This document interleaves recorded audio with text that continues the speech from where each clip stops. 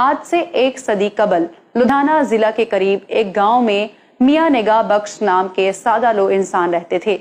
میاں نگاہ کا تعلق دھریوال جٹ قوم سے بتایا جاتا ہے۔ 27 اپریل 1911 کو ان کے گھر میں بیٹے نے آنکھ کھولی۔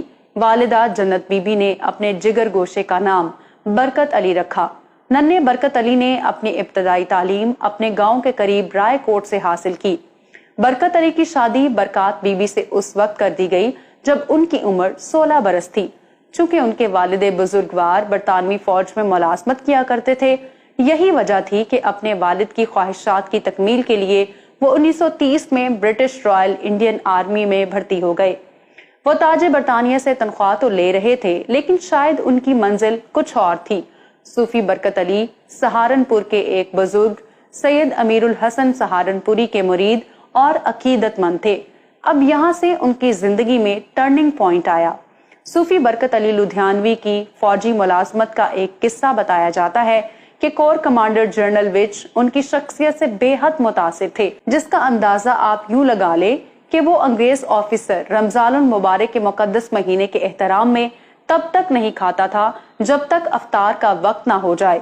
گزرتے وقت کے ساتھ ساتھ صوفی برکت علی لدھیانوی روحانیت کی منازل طے کرتے گئے تو انہیں یہ دنیا داری اور یہاں کے معاملات غیر ضروری لگنے لگے۔ ایک روز انہوں نے فیصلہ کیا کہ اب سے انگریز کی نوکری چھوڑ کر اپنے رب کی چاکری میں ساری عمر وقف کرنی ہے، لیکن یہ سب کچھ اتنا آسان نہ تھا۔ دوسری جنگ عظیم جاری و ساری تھی۔ ایسے میں 22 جون 1945 کو انہوں نے فوج سے استعفیٰ دے دیا۔ تب جنگی ماحول میں فوج سے سٹیپ بیک کرنا غداری کے زمرے میں آتا تھا، جس کی سزا کالا پانی کے جزیرے میں عمر قید یا پھانسی سے کم نہ تھی۔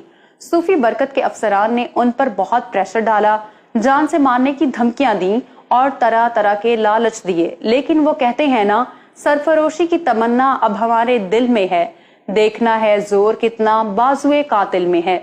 صوفی برکت علی لدھیانوی فوجی ملازمت چھوڑنے کا پختہ فیصلہ کر چکے تھے، تو وہ کہاں پیچھے ہٹنے والے تھے۔ پھر ایک روز انہیں زہر دے دیا گیا، لیکن خدا کی قدرت دیکھیے کہ وہ زندہ سلامت رہے۔ بعد ازاں وہ کورٹ مارشل میں بھی سرخرو ہوئے۔ صوبیدار میجر کے منصب تک ترقی کرنے والے صوفی برکت علی کی فوج کی وردی اتارنے کے بعد اگلی ملازمت اللہ اور اس کی مخلوق کی خدمت تھی۔ قیام پاکستان کے بعد وہ کچھ عرصے تک مختلف شہروں میں قیام پذیر رہے اور پھر وہ مستقل طور پر فیصل آباد کے قریب ایک علاقے میں آ کر رہنے لگے۔ یہاں انہوں نے دارالاحسان کے نام سے آستانہ بنایا اور ذکر و اذکار میں مشغول ہو گئے۔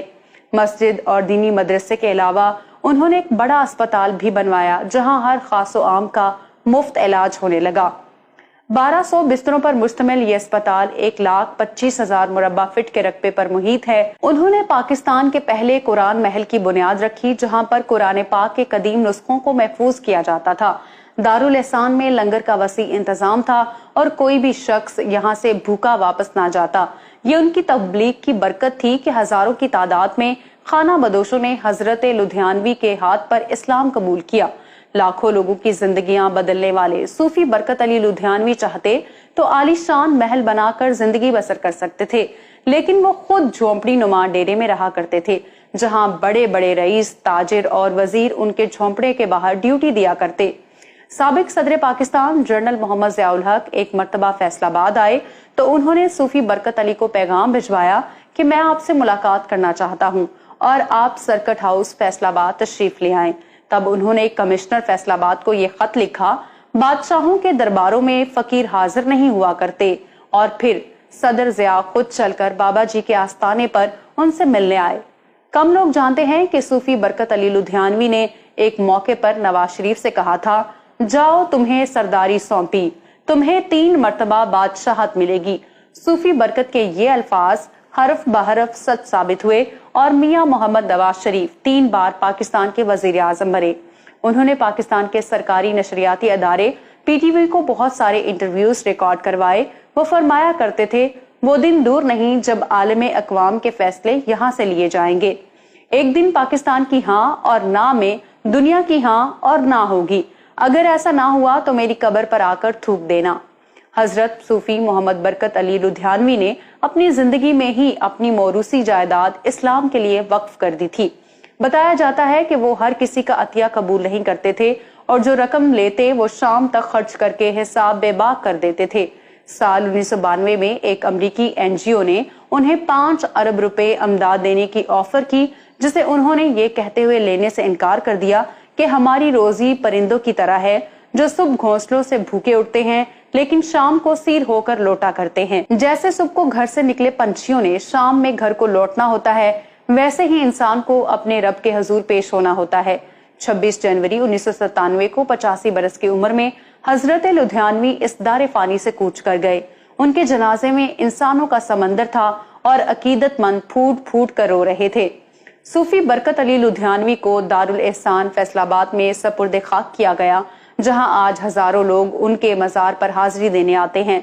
تاجدار دارالاحسان حضرت صوفی برکت علی لدھیانوی نے دین و مذہب، اخلاقیات، فلسفی اور نفسیات سمیت مختلف موضوعات پر 400 سے زیادہ کتب تحریر کی۔ ان کی لکھی ہوئی چند ایک کتابیں تو مدینہ یونیورسٹی، سعودی عرب اور جامعہ ازہر مصر سمیت دنیا اسلام کی بڑی جامعات کے نصاب میں بھی شامل ہیں۔